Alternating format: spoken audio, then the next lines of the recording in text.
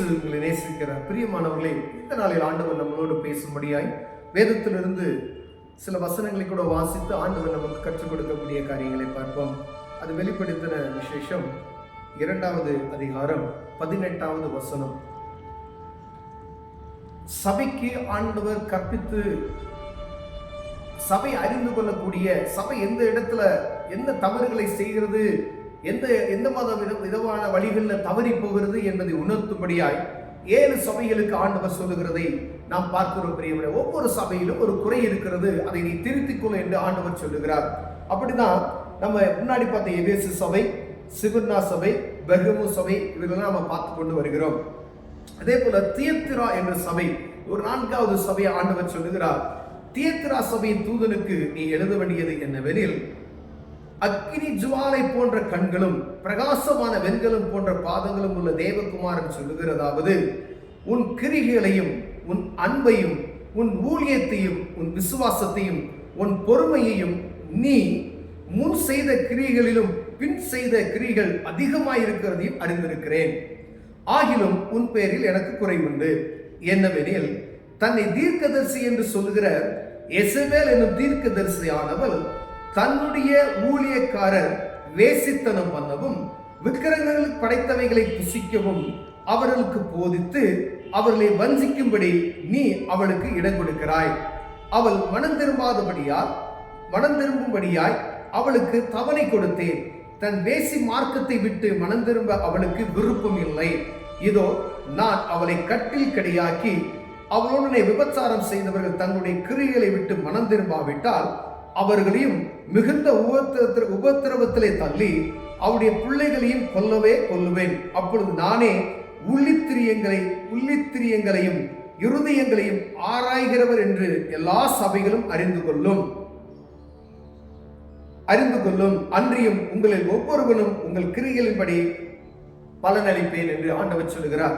இந்த தியத்திரா சபையில நற்காரியங்களை ஆண்டவர் அநேக காரியங்களை அழகா சொல்லிட்டு வருவதை பார்க்க முடிகிறது. பிரியமானவரே, உன் கிரியைகளையும் உன் அன்பையும் உன் ஊழியத்தையும் உன் விசுவாசத்தையும் உன் பொறுமையையும் நீ முன்பு செய்த கிரிகளிலும் பின்பு செய்த கிரிகள் அதிகமாக இருக்கிறதையும் அறிந்திருக்கிறேன். ஒவ்வொரு காரியத்தையும் பாருங்க. உன் அன்பு, நீ ஆண்டவர் சொன்ன அன்பு அழகா நீ வெளிப்படுத்துகிற, உன் ஊழியத்தையும், நீ செய்த ஊழியங்கள் அநேகமாய் இருக்கிறது, உன் விசுவாசம், உன் கிரியைகள் இவையெல்லாம் அற்புதமாய் இருக்கிறது. நீ முன்பு செய்த கிரிகளும் பின்பு செய்த கிரிகள் அதிகமாய் இருக்கிறது நான் அறிந்திருக்கிறேன். அப்படி இருக்கிற நல்ல பெர்ஃபெக்டான சபை என்று சொல்லக்கூடிய அந்த சபைக்கு ஆண்டவர் ஒரு நல்ல ஒரு ரிப்போர்ட்டையும் கொடுக்கிறார். அதே போல அதுல காணப்படுகிற குறைகளையும் ஆண்டவர் வெளிப்படுத்துகிறதை பார்க்க முடியும். எல்லா சபைகளிலும் ஏதோ ஒரு கண்ணுக்கு தெரியாத, நம்ம அறியக்கூடாதபடிக்கு ஒரு சில காரியங்கள் ஒவ்வொரு தனிப்பட்ட மனிதனுடைய வாழ்க்கையிலும் காணப்படும். யாராவது சொல்லுவாங்க, அதை ஏற்றுக்குவதற்கு நமக்கு மனது இருக்காது. பிரதர், நீ எப்படி செய்றீங்க அப்படின்னு சொன்னோம் அப்படின்னா அவங்க என்ன செய்வாங்க, நம்மளை குற்றப்படுத்துகிறார்கள் என்று நினைப்பார்கள்.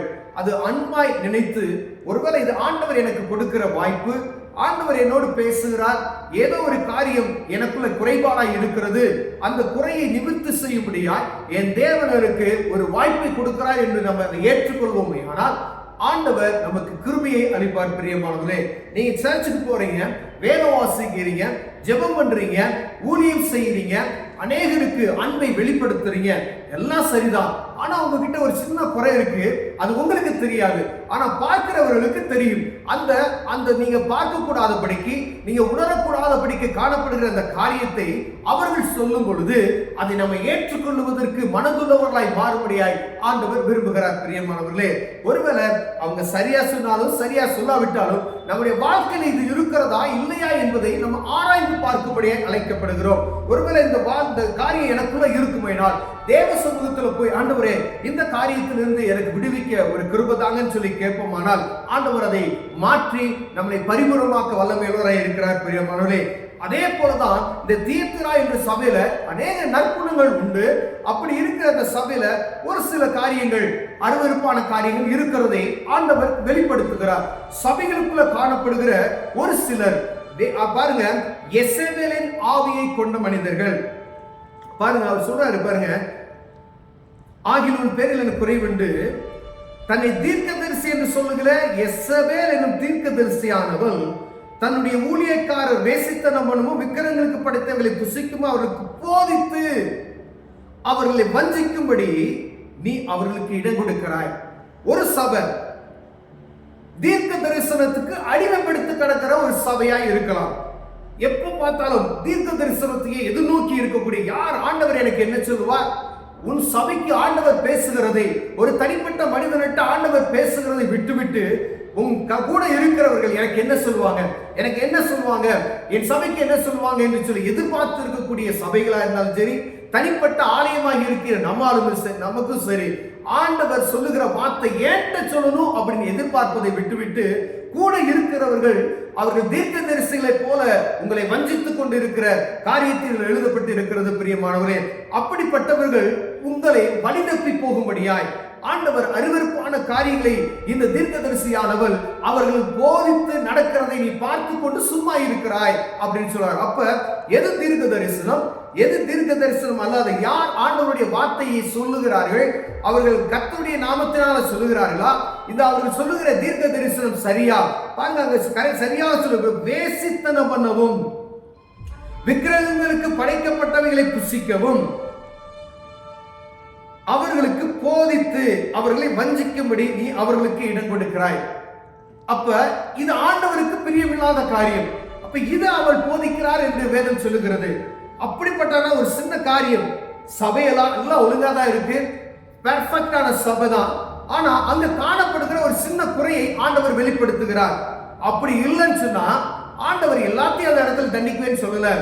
அவர்களை, குறிப்பிட்ட நபர்களை கட்டில் கடையாக்கி போடுவேன், அவருடைய பிள்ளைகளும் நினைச்சுவேன் நாசமாக்கி போடுவேன் என்று சொல்லுகிறார்.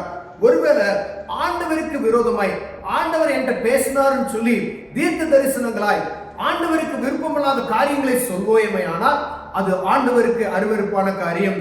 ஆண்டவர் உங்களை நியாயம் விசாரிப்பார். அப்பொழுது கொடுமைகளை சந்திக்க வேண்டிய சூழ்நிலை வரும். பிரியமானவர்களே, ஒரு சபைக்குள்ள, ஒரு தனிப்பட்ட மனிதனுக்குள்ள ஆண்டவர் சொன்னார் என்று ஆண்டவருக்கு விருப்பமில்லாத காரியத்தை செய்ய சொல்லி நீங்கள் தூண்டுவீர்களானால் நீங்கள் என்ன செய்யப்படுவீர்கள்? ஆண்டவர் சமூகத்துல கணக்கு ஒப்பு, ஆண்டவர் சொல்ற கட்டில் கடையாக்கி போட்டு விடுவேன் என்று சொல்லுகிறார்.